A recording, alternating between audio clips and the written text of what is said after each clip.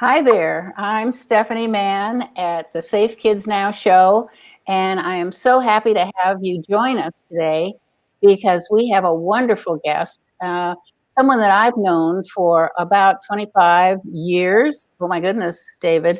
It's been a long journey. And I met David when I was a crime and violence prevention consultant. And, I saw David's heart, and he is a seeker of the truth. I mean, he's such an amazing man, and he's such an honest man with integrity. I mean, I was just overwhelmed by the work he has been doing over the years and what he has been involved in. And we're going to be talking about that today because anybody can do what he's doing to help educate people. So thank you so much for joining us today, David. And his name is David Rosenblum. So David, thank you for joining us. Thank you so much, Stephanie. I really appreciate it. Yeah, it's been a long journey with us, hasn't it? It has 25 years. Wow. Yeah, I remember that in the mid 90s when, let's see, Arthur. Richard Arthur introduced us, who was also, he was a principal of a school. And David is a special education teacher. And he is the father of 3 adult children, and he has a beautiful wife. And so I want to tell you a little bit about him because he has made some interesting contacts. So we're going to talk today about his organizing a group because anybody can do this. Anybody can do this. He does not have a website. He does not have some of the things that other people might have to make contact, but he does have a lot of people that he has joining him periodically. I think it's every Saturday. Is that correct? Well, we've been doing it every Saturday online via Zoom for the past year or so. Yes. But before it was in person, and it was for a lot longer than that. and that's because of COVID. Kind of stopped everything. So we want to tell you a little bit about why he's doing what he's doing. So David, I'm going to let you take over and tell us a little bit about your group, why you started it, and what does it mean to you? Tell us a little bit about yourself first, and then tell us about your group. Okay, thank you. I'll be really brief about myself and a thumbnail sketch of my life. I was born in the Chicago area, and when I was 21, after graduating from college, I heeded the call. The mamas and papas were calling me to California for some dreaming. Okay. And I met the Unification Church family movement at that time, and fast forward, I got, as you kind of mentioned, Stephanie, a wonderful, beautiful wife I'm very happily married to, Japanese wife, and 3 great adult children. And our youngest is our son. He's awesome. And our eldest daughter is happily married as well. And breaking news, she is pregnant. And so congratulations. Yeah, we're expecting to be our first grandparent, and I'm catching up with you, Stephanie. How many grandchildren and great grandchildren do you have? I have 7 grandchildren, so you've got a ways to go. Okay, okay, we're catching up fast. Yes, hopefully. And then our middle daughter is a special needs daughter, and I kind of look at special needs people, adults and children both, as not just typical and ordinary people, but extraordinary. And I, because of her, she's been a blessing in our life as our other 2 adult children. But because of her, I decided to pursue going the path of becoming a special education teacher. So how was that, Stephanie, for a brief summary? Very good, very good. It's wonderful to have you join me today. And what we are going to be talking about is your small group, because a lot of us are feeling very exiled, meaning, due to COVID, there is a lot less interaction with our neighbors and our friends. And Now we're going back to masks and so forth. So I think your idea of starting a focus group, if you will, online on Zoom is a wonderful idea because you have people with different thoughts, and it's kind of like the old fashioned talking over the fence, as people used to do years ago to share their ideas. So tell us a little bit about your group. Okay. For about 8 or maybe even 8.5 years, something like that, we used to meet in person at a Starbucks, a Target Starbucks food court, and we had a little corner. And so we kind of developed a bunch of core regular members or brothers and sisters, friends who used to meet. And we just actually had a reunion. I just want, if it's okay, I'm really low tech kind of guy with no website, as you know, but this is a picture of our group. We had a little reunion the other day, about 2 weeks ago. So how many in your group? Well, at this group, we have about 8 or 9 of us, the regulars. A bunch of people come occasionally. They used to come occasionally, but those are the 8 or 9 people that came almost every Sunday morning we used to meet. But then because of the lockdowns and the virus problems, the group kind of morphed into a online group, online meeting on Saturdays. And so Stephanie has been our speaker recently, maybe a couple months ago, right, Stephanie? That's correct. And also you attended a program recently as well on Saturday morning. And this is a typical picture. I'm just going to flash it real briefly to protect the innocent, so no names are exposed. But those, we have typically like between 8 and 12, 15, sometimes even 20 people on our online meeting.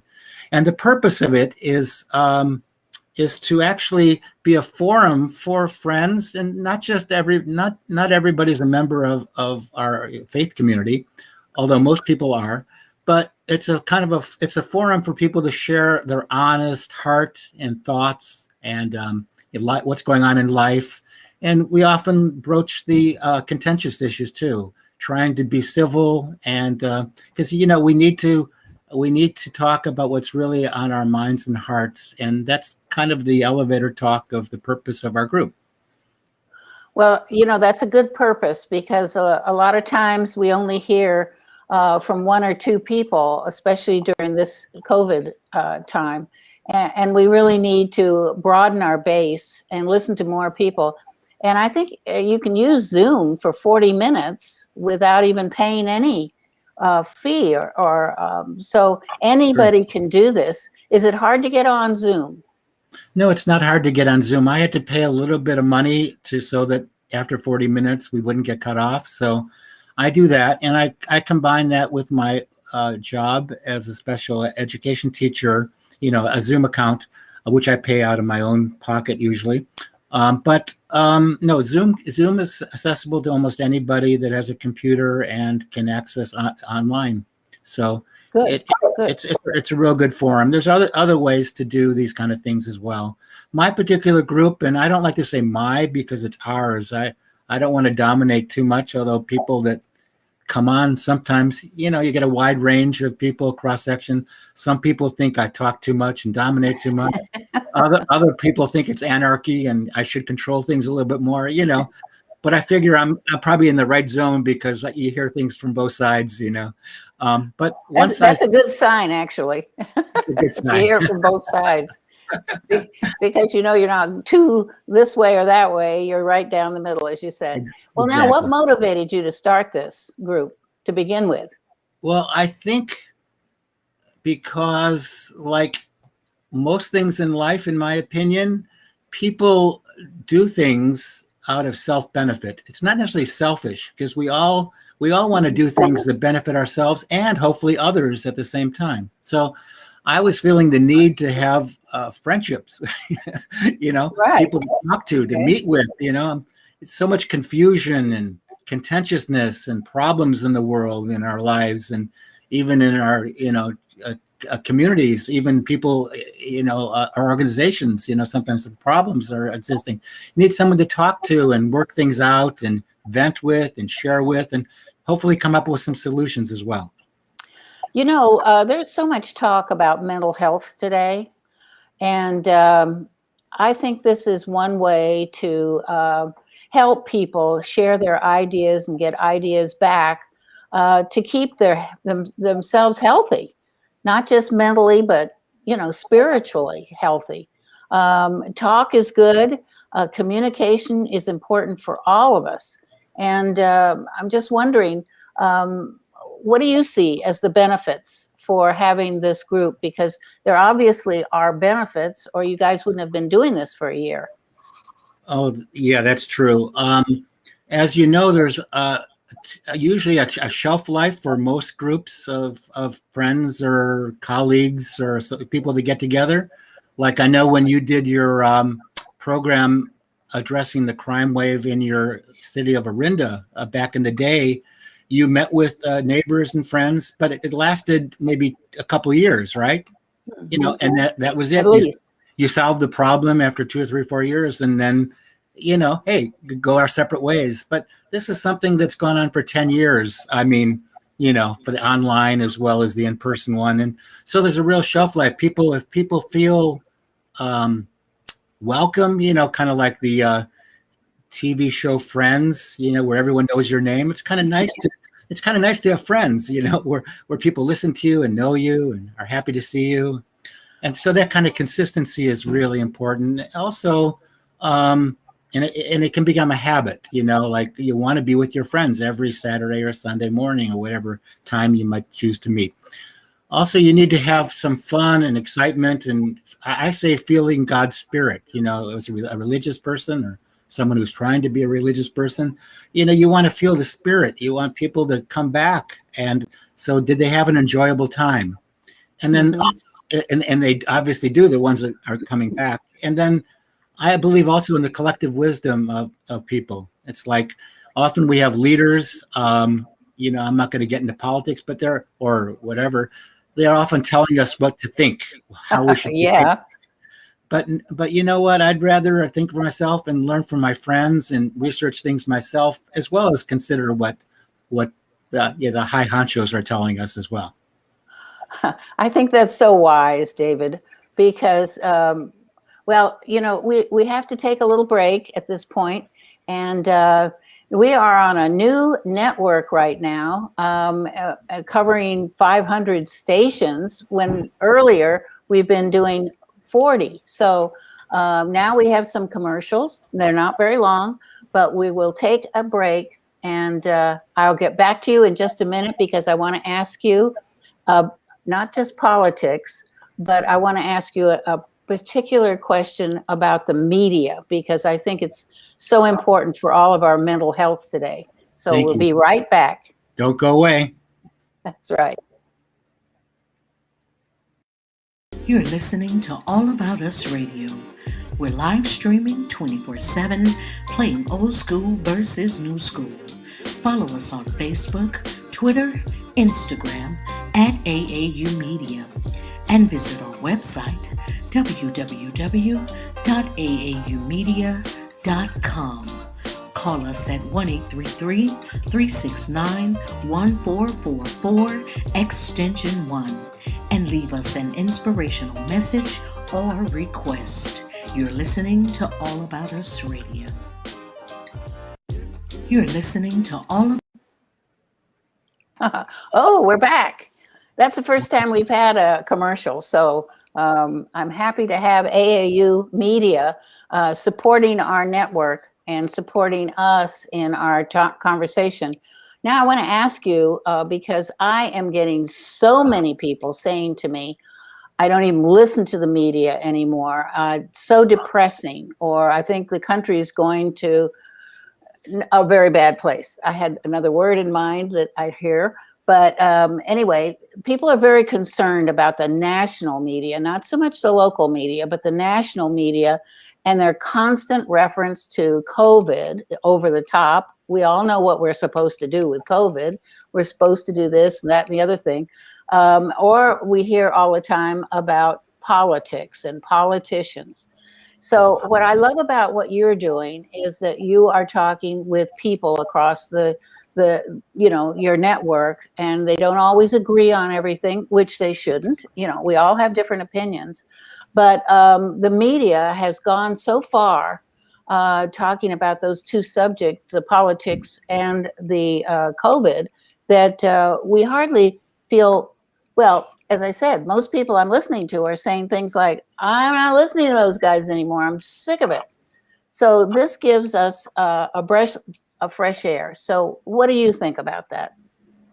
No, I agree with what you're insinuating, because politics and COVID and our situation in our country and world, those are kind of often the elephant in the room issues that people in groups don't want to talk about, especially like in a faith community group or something like that, because we don't want to get into any contentiousness or disagreements or that kind of thing, and that's understandable. But on the other hand, people really need to share, and of course, we often share maybe with our spouses or with our friends or with our family, but often it's kind of good to have a group of friends as well, who you can share honestly with and get feedback from and listen to.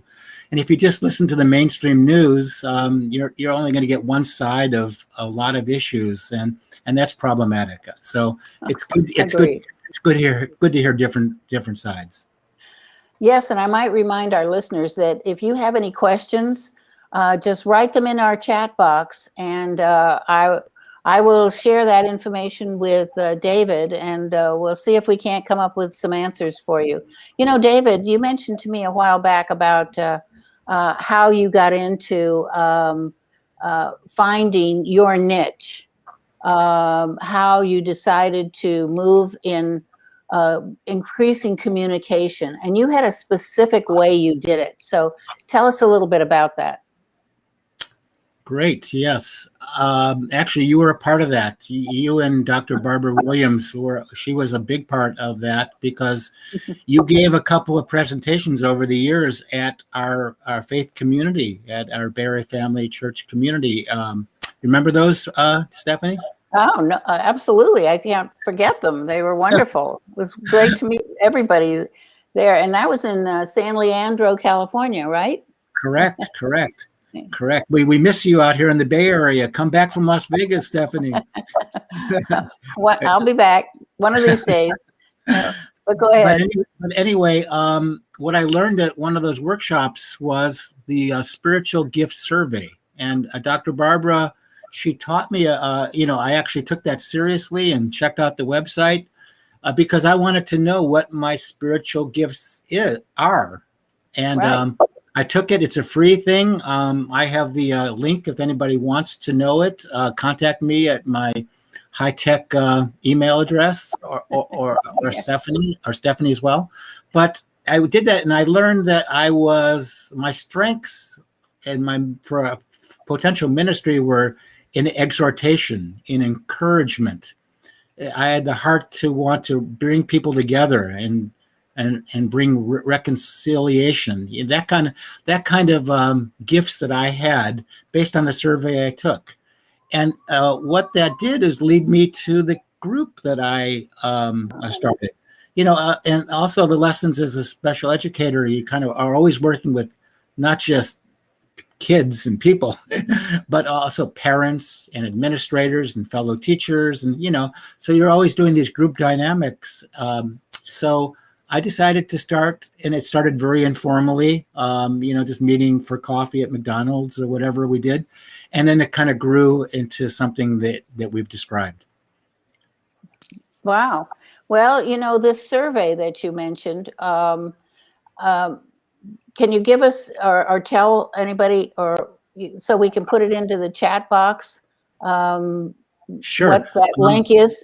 If somebody wants to type that in as I go or listen to it carefully, but it's gifts, GIFTS, period, dot, churchgrowth.org/spiritual-gifts-survey. So Okay. gifts.churchgrowth.org/spiritual gifts-survey, and you'll get to be able to take it for free. It takes about 20 minutes or so, but it's well worth it if you're interested in your spiritual gifts.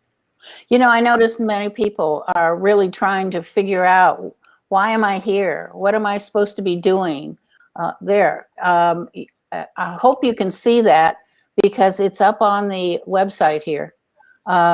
gifts.churchgrowth.org/spiritual-gifts-survey. Is that correct? Perfect.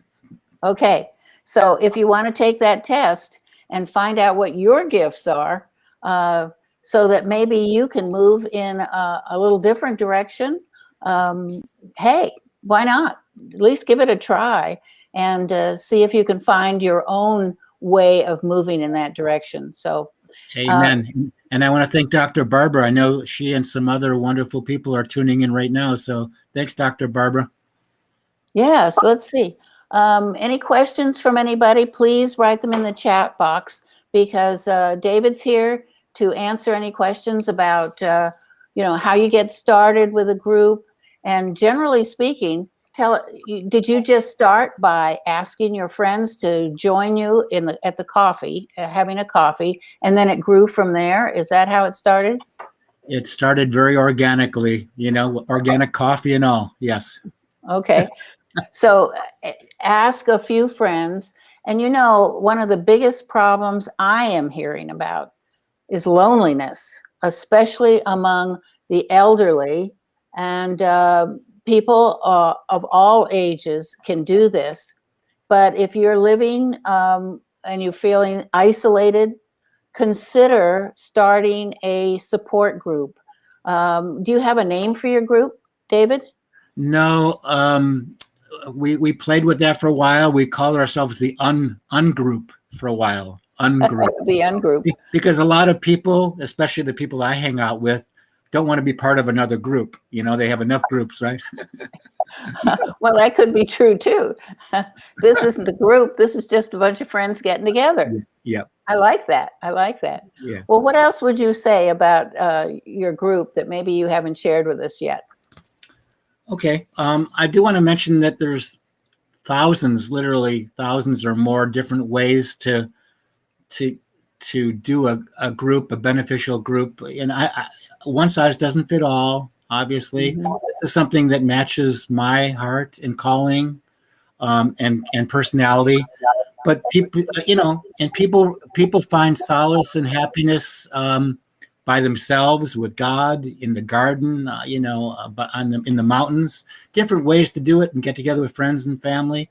But I think it does have value getting together in a large. You don't have to be a group leader, like I kind of guide the group, but you can do things and just join something. And I think most people probably on the call today already have joined or are leading different things. So you have to find something that matches your needs and heart and what you can contribute to. I think group support is critical, especially at this day and age.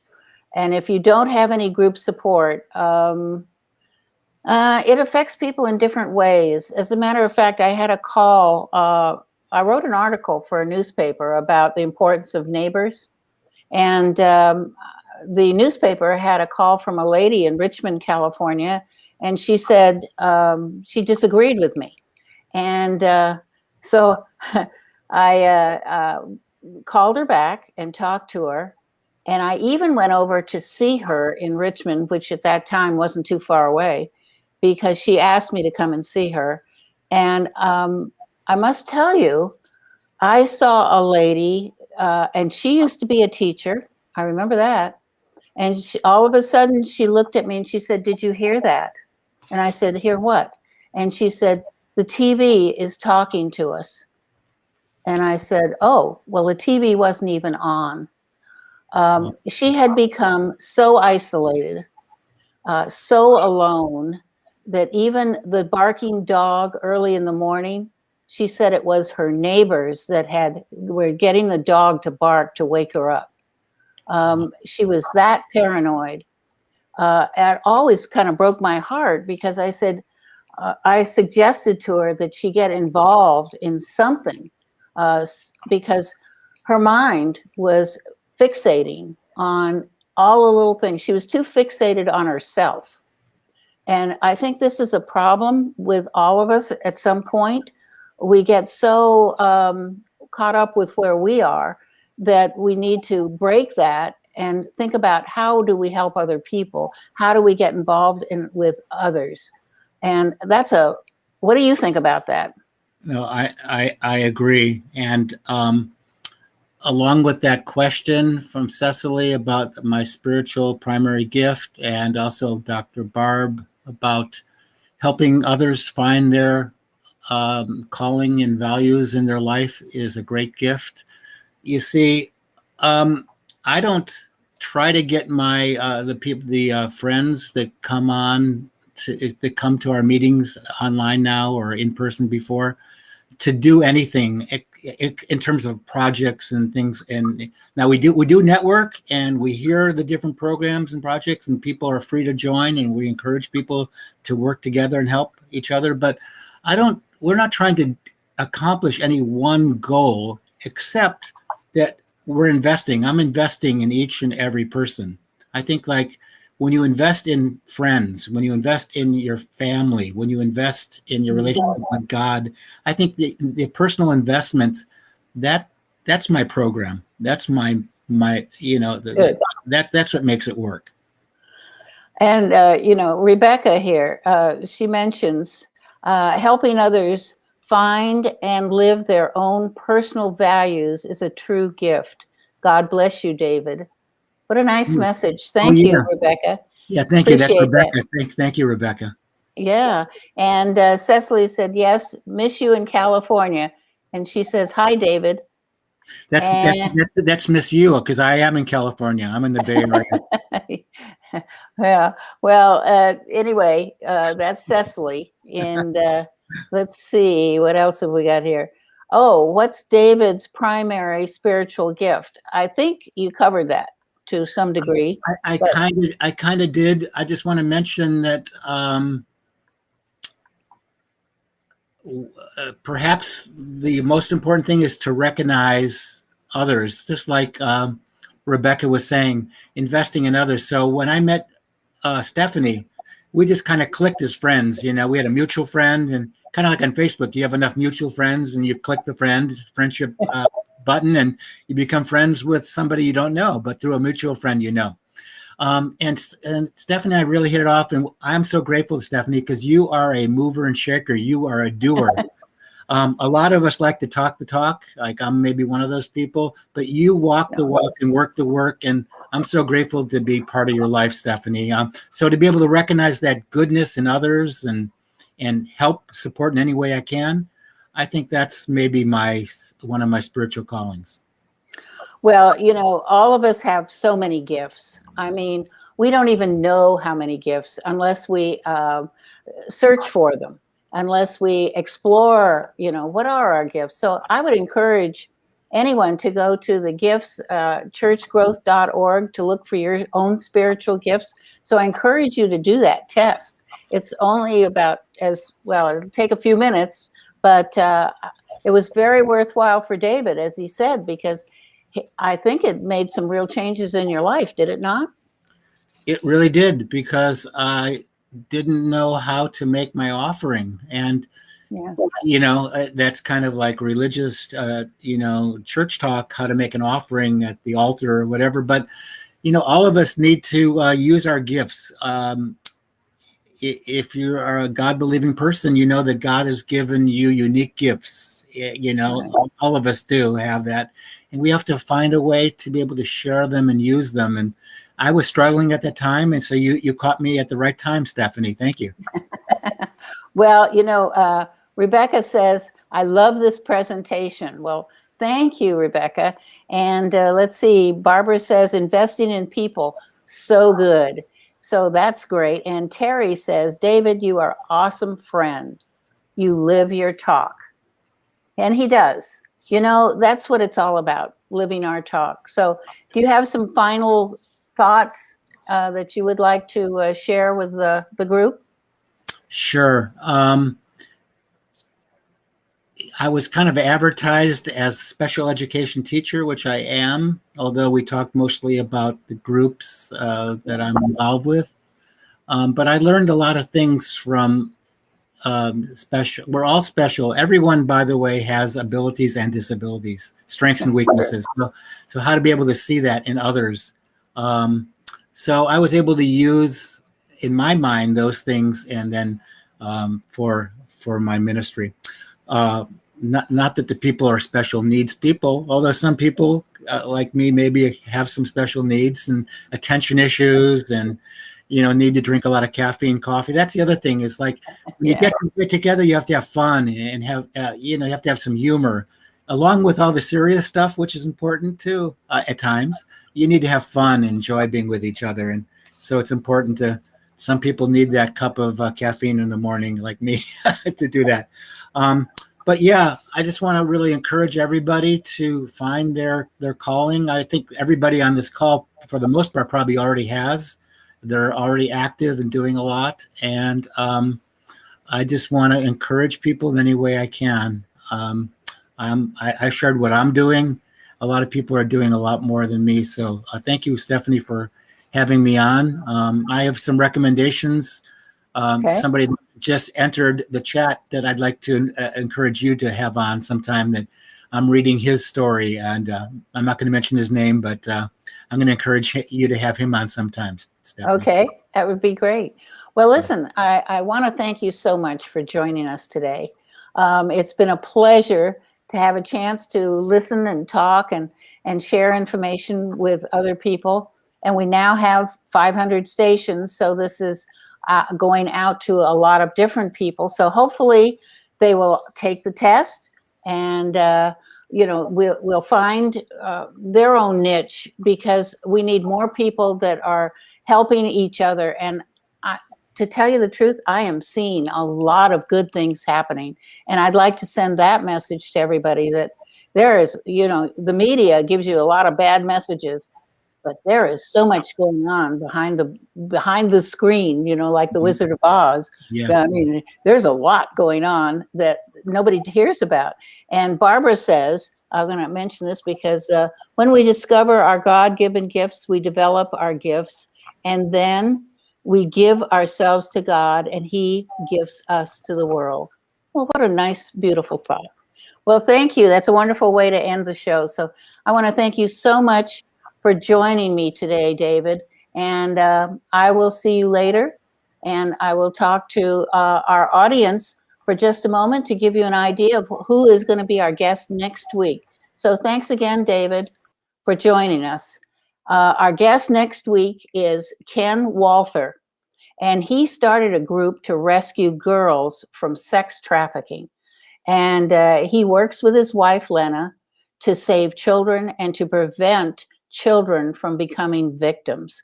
So I will hope you will tune in tomorrow, because this is the fastest growing crime in America. And unfortunately, we have a huge amount of children coming over our border that are easy pickings for predators. So please help us inform more people about how to stop this problem of getting the predators to entice the children, and they know how to groom them, believe me. And it doesn't take very long for a lonely child to be sucked into this horrible, horrible life. And we're going to be talking about everything as far as child sex trafficking is concerned. So tune in next week for Ken Walther, and we'll be talking about child sex trafficking. So thank you for joining us, everyone. Bye-bye, and we'll see you next week.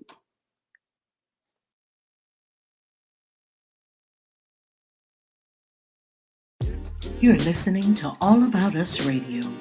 We're live streaming 24/7, playing old school versus new school. Follow us on Facebook, Twitter, Instagram, at AAU Media, and visit our website, www.aaumedia.com. Call call us at 1-833-369-1444, extension 1, and